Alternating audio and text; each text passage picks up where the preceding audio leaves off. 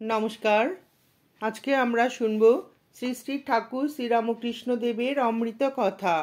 ঠাকুরের কথা শুনব শ্রী শ্রী ঠাকুরের গৃহী ভক্ত রামচন্দ্র দত্তের স্মৃতিতে। শ্রী শ্রী ঠাকুর যে অন্যের কষ্ট মন থেকে কতটা অনুভব করতেন তা আমরা এই ঘটনা থেকে জানতে পারি।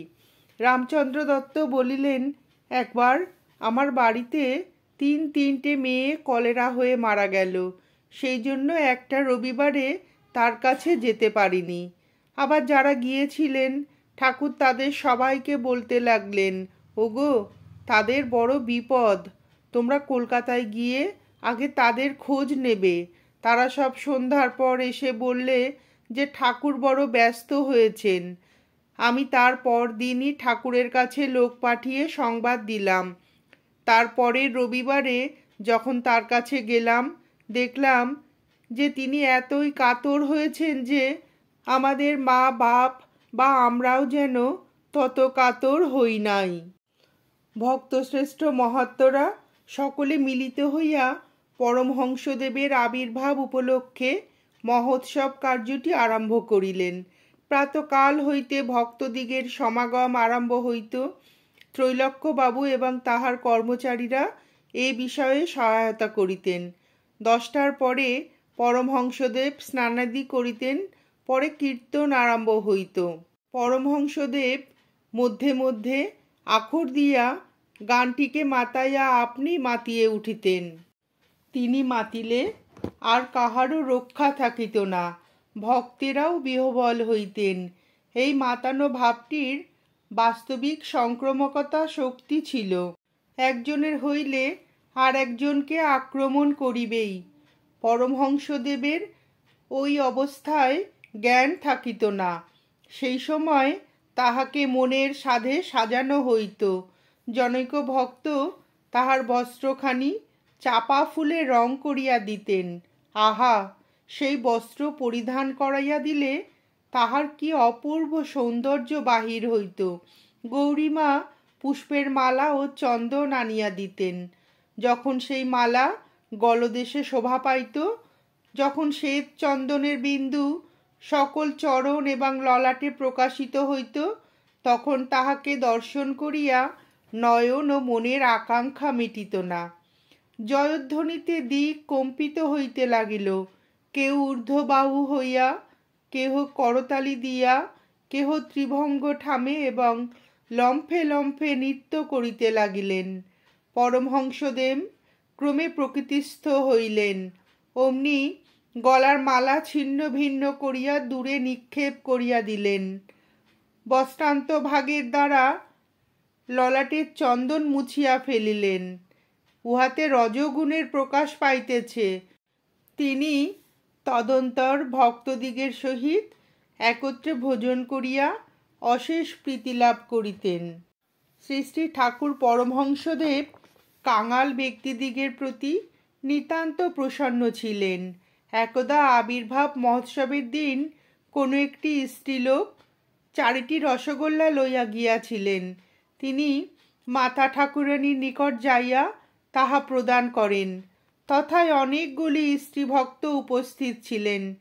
তাহারা তদৃষ্টে কহিলেন, বাছা, ঠাকুর এখন ভক্তদিগের সহিত মাতিয়েছেন, মা কেমন করিয়া তাহাকে খাওয়াইবেন? বিশেষত তাহার এখন ভোজন হইয়া গিয়াছে, এখন তো আর তিনি কিছু খাইবেন না, খাইলে অসুখ হইবে। এই কথা ভক্তের প্রাণে যে কি গুরুতর শেলবৎ বিদ্ধ হইয়াছিল তাহা ভক্ত ব্যতীত কেহ বুঝিতে সক্ষম হইবেন না। তাহার চক্ষে জল আসিল এবং মনে হইল, ঠাকুর, তুমি তো অনাথ নাথ, তোমার ভক্তেরা বড় লোক, তাহারা অনেক অর্থ ব্যয় করিয়া মহোৎসব করিতেছে, তুমি আনন্দ করিতেছ। আমি দিনহীনা কাঙালিনী, অনেক ক্লেশে আমি 4টি পয়সা সংস্থান করিয়াছি, কি করিব, আমার শক্তি নাই। আমি বুঝিলাম তুমি কাঙালের ঠাকুর নও, যিনি তাহাকে ডাকিতে জানেন, যিনি হৃদয়তন্ত্রী টানিতে শিখিয়াছেন, তাহার ডাকের প্রত্যুত্তর না দিয়া পালাইবার উপায় নাই। পরমহংসদেব তৎক্ষণাৎ আসিয়া রসগোল্লা ভক্ষণ করিয়া যাইলেন। গিরিশবাবুর চৈতন্য লীলা যখন অভিনয় হয় 1884 খ্রিস্টাব্দে, পরমহংসদেব তাহা দেখিতে গিয়াছিলেন।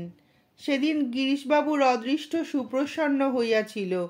পরমহংসদেবের সহিত তাহার সাক্ষাৎ হওয়ার মধ্যেই উভয়েরই যাতায়াত হইত। কিন্তু গিরিশবাবু যাহাই থাকুন, তিনি যে একজন অতি বিচক্ষণ এবং বুদ্ধিমান ব্যক্তি ছিলেন তাতে সন্দেহ নাই। তিনি জানিতেন যে তিনি গুরু, তিনি ব্রহ্মা, তিনি বিষ্ণু এবং তিনি মহেশ্বর। পরমহংসদেবকে তিনি অসাধারণ ব্যক্তি বলিয়া বুঝিতে পারিলেও তাহার চিত্ত বোধহয় পরীক্ষা করিতে চাহিয়াছিল। পরমহংসদেব আর একদিন থিয়েটারে অভিনয় দর্শন করিতে গিয়াছিলেন। অভিনয় অন্তে গিরিশবাবু পরমহংসদেবের নিকট আগমনপূর্বক কথায় কথায় তাহাকে এ প্রকার কটুবাক্য প্রয়োগ করিয়াছিলেন যে তাহা লেখায় প্রকাশ করা যায় না। এই গালাগালিতে উপস্থিত ভক্তমণ্ডলী ক্রোধে পরিপূর্ণ হইয়াছিলেন, কিন্তু পরমহংসদেবের অপূর্ব মানসিক ভাব দেখিয়া সকলেই মনের আবেগ সংবরণ করিয়াছিলেন। তিনি পূর্বে যেমন হাসিতেছিলেন, এখনও তেমনি হাসিতে লাগিলেন। হাসিতে হাসিতে যথাসময়ে দক্ষিণেশ্বরে চলিয়া গেলেন। এই সমাচার যখন ভক্তদের নিকটে প্রচারিত হইল, সকলেই দুঃখিত হইলেন। অতঃপর পরমহংসদেব ভক্তদের সহিত বসিয়া আছেন, এমন সময় আমরা যাইয়া উপস্থিত হইলাম। আমরা যাইবা মাত্র তিনি বলিলেন, গিরিশ আমায় গালি দিয়েছে। আমরা কহিলাম, কি করিবেন? তিনি কহিলেন, আমায় যদি মারে। আমরা কহিলাম, মার খাইবেন? তিনি কহিলেন, মার খাইতে হইবে? আমরা কহিলাম, গিরিশের অপরাধ কি?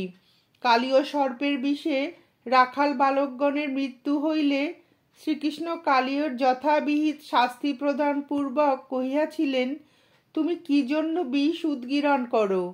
কালীয় সানুনয়ে কহিয়াছিল, প্রভু যাহাকে অমৃত দিয়াছেন সে তাহাই দিতে পারে, কিন্তু ঠাকুর আমায় বিষ দিয়েছেন, আমি অমৃত কোথায় পাইব? গিরিশের ভেতরে যাহা ছিল, যে সকল পদার্থ দ্বারা তাদের হৃদয় ভাণ্ডার পরিপূর্ণ ছিল, সেই কালকূট সম বাক্যগুলি ফেলিয়া দিবার আর স্থান কোথায়? আমাদের বলিলে হয়তো এতক্ষণ তাহার নামে রাজদ্বারে অভিযোগ করা হইত। এই সকল বুঝিয়া প্রভু আপনি নিজে অঞ্জলি পাতিয়া লহিয়া আসিয়াছেন। অমনি তাহার মুখমণ্ডল আরক্তিম হইল, তাহার অক্ষিদয়ে জল আসিল, এবং তখনই তিনি গিরিশের বাটিতে গমন করিবার নিমিত্ত উঠিয়া দাঁড়াইলেন। কোনো কোনো ভক্ত সেই 2 প্রহরে সূর্যতাপে তাহার ক্লেশ হইবে বলিয়া আপত্তি করিলেন, কিন্তু তিনি তাহা না শুনিয়া সেই দণ্ডে শকটারোহণে গিরিশের বাড়িতে আসিয়া উপস্থিত হইলেন। এদিকে গিরিশ তাহার নিজ কীর্তি স্মরণ করিয়া আপনাকে আপনি সহস্র লাঞ্ছনা করিতেছিলেন।